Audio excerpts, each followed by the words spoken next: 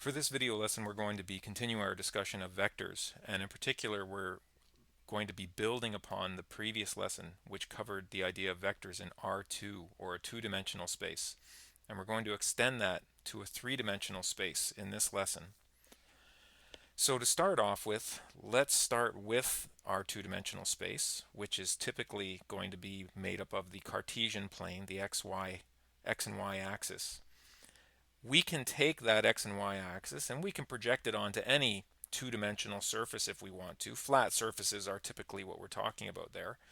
So you can see it's kind of skewed here. I've got a layout of a room. This is a kind of an architectural room design, or an artist's rendering of a room design.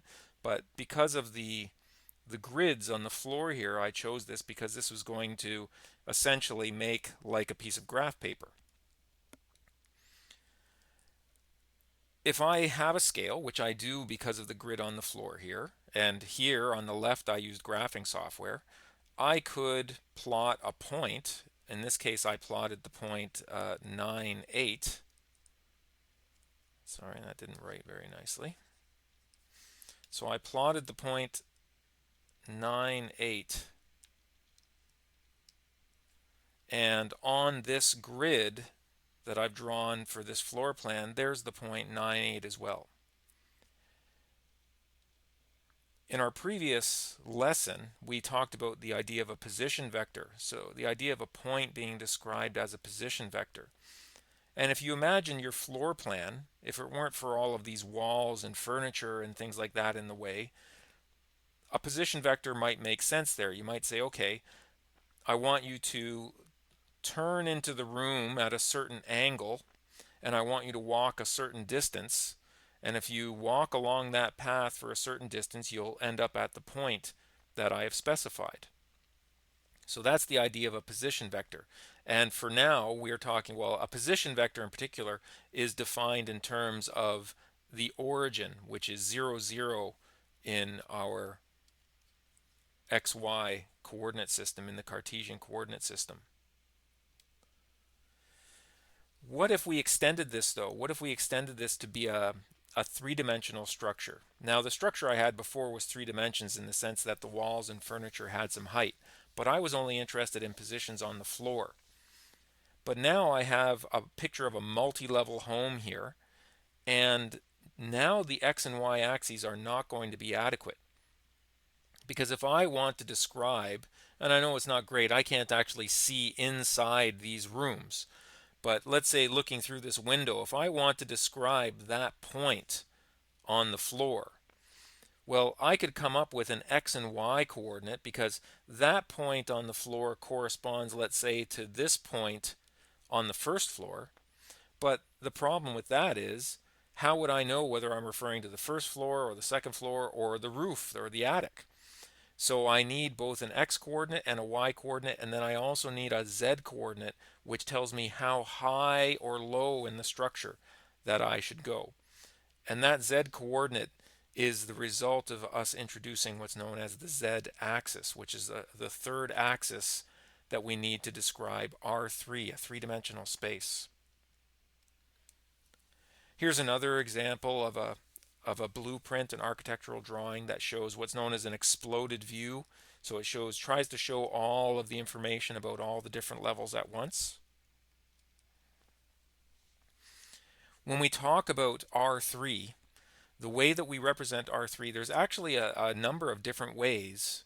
Technically, there are an infinite number of ways, but that infinite number of ways is restricted to a very strict set of rules, which is for R3, the coordinate axes in R3 form a right-handed orthogonal system. So let's deal with orthogonal first. Orthogonal just means perpendicular. So if we look at this, here is the x and y axis, or axes as you've typically seen them. And we know that the x and y axes have a 90-degree angle between them.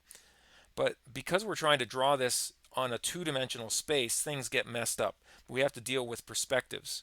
But it is understood that it's also a 90-degree angle between the y and the z axis, and it's also a 90-degree angle between the x and the z axis. Same thing is true here. It is understood that those are all right angles. They won't always look like it in your drawings. The other constraint is what's known as a right-handed system. And a right-handed system can be remembered using the right-hand rule. So you use your right hand, obviously, and your index finger points in the direction of the x-axis. Your middle finger points in the direction of the y-axis, and then if you've done that, then your thumb now points in the direction of the z-axis. And if you try to do that with either of the two that I've represented here, you'll realize these are both right-handed systems. I start with my index finger on the x-axis. I turn towards the middle finger on the y-axis, and as a result, my thumb points in the direction of the z-axis. And you need to keep in mind when we say this very clearly, I want you to understand this means this is the direction of the positive x-axis, the positive y-axis, and the positive z-axis. It's not arbitrary. It's positive x to positive y to positive z. And that's a right-handed system. So as far as your notes go, you don't want to try to do too much of this three-dimensional drawing if you can avoid it. Sometimes it happens, but getting down something like this in your notes just to remind you of some things. So the idea of orthogonal, that's a term you need to become more familiar with. The right-hand rule, that's something that you should be practicing and going back to the video to reference it. A position vector, so any point, and it's very difficult to draw these things. So if I pick any point in three-dimensional space, which is made up of an x, a y, and a z, so that's my point, I can then create a vector that goes to that point. And I think what I'll do is, it's not ideal, but I'll do blue here. Just ignore the little arrow at the other end. We almost can't see it. So we're just going to pretend it's not there. I'm going to fill it in with a circle.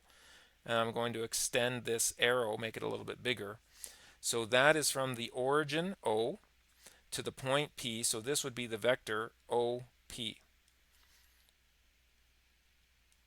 And that vector is going to be represented using the same notation. It's going to look the same as if we were just describing the point itself. The distance of that vector, or the length of that vector, is just an extension of the distance formula from 2 dimensions. So instead of it being x squared plus y squared all square rooted, it's actually x squared plus y squared plus z squared all square rooted.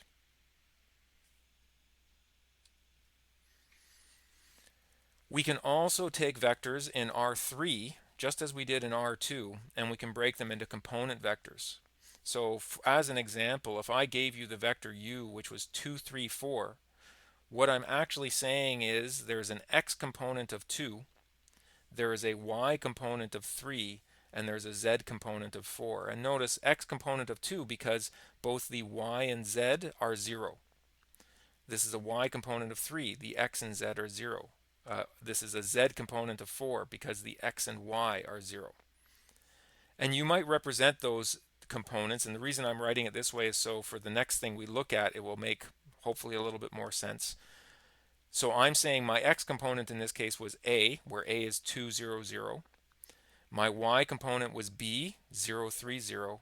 And my z component was c, 0, 0, 4. Sometimes you'll see these written, and it's arbitrary. You could have written this as an x component, a y component, and a z component, and it just depends on the circumstances, and you'll adapt those to your own preferences, but also to the information that's being given to you in the question. Now when we try to draw these things, we typically use what's known as a rectangular prism as our framework. And so I'm doing that in the following discussion, but this gets very awkward to try to draw. So just try to follow along. One way that you can really be helped or help yourself is if you're given some sort of existing grid framework. You can see this grid has been done on a computer so that the x and y axis form what's known as the xy plane, and so that's like our typical sheet of graph paper that we would have done work in 2 dimensions on. And then we also have an extra sheet that represents the YZ plane, and we have an extra sheet representing the XZ plane, and we can use these in combination to come up with a better picture.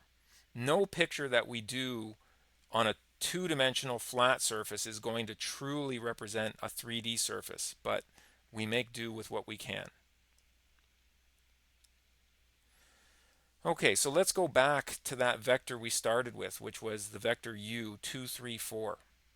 It has an x component which is 2 units long, a y component which is 3 units long, and a z component which is 4 units long. So a typical way we might do this is we might start off with, especially if we have this nice background to work with, here is my x component, which is 2 units long, which I've labeled as A. So I started at the origin and I moved 2 units along the x-axis. From there, I took a y vector, which was 3 units long, so that was 3 units in the positive y direction. And then I have a z component, which is 4 units long, so that's 4 in the z direction. Now, that actually is a little tough to see. So let me show you another way you could have done this. I could move that z vector there. I could move that y vector there. And you can see that they form the back edges of my rectangular prism. But then I'm going to extend. You can see I tried to color code this. So this x vector also has a piece here and here and here, and I've color coded that in blue. Then my y vector has a piece here, here, here, and actually this one would have been better served as a, let's see if I delete that and I clone that one. That should have been something like that. So there's my all of my y components, and then the z components are all in green, and with all of those together I form what's known as a rectangular prism. But my final point on this rectangular prism, and this is where the way I had it originally drawn is helpful, because when I combine all of these things together, it takes me to this point in the corner. Now, even this, I feel this is a fairly understandable. You can look at this, you can map this out. Unfortunately, it actually gets worse if you get into negative numbers because it gets very awkward to be below these planes. I chose a positive example for simplicity. And even when you try to draw in the resultant vector, suddenly that shape, it's very difficult to see how does that arrow fit into that shape. It's coming from that back bottom corner and it's coming out here to this front top corner. And that's a difficult thing to visualize. And that's why drawing this can be very awkward and can be very difficult. You need to kind of have a combination of a bit of an artistic talent combined with a good understanding of geometry. Once we create this rectangular prism, we created some flat surfaces. And any flat surface can be extended. You can push the edges out and out and out. And that can form an infinite flat plane. For now, we're going to be talking about planes in this part of the course, but for now we're going to be talking about planes that are always parallel to one of the planes formed by our coordinate systems. And those planes are called the XY plane, the XZ plane, and the YZ plane. And I'm going to point those out to you when I go to my next diagram. Actually, I'll go back right now. So the XY plane is the surface formed by the x-axis and the y-axis. So that's the one in this diagram. It's the one down here on the bottom of our box. That's the XY plane. Then we have the XZ plane, which is the one that's formed over here on the side. And then we have the YZ plane, which is the one that's formed over here. Now all of these scribbles, again, how much meaning can they have, especially when we're trying to describe something in 3 dimensions?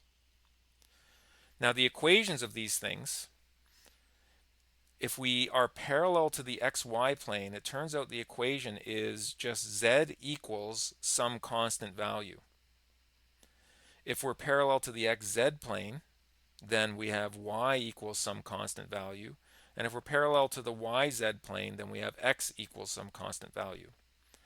Another way of looking at that is the xy plane itself, the actual xy plane, has the equation z equals 0. The actual xz plane has the equation y equals 0. And the actual yz plane has the equation x equals 0.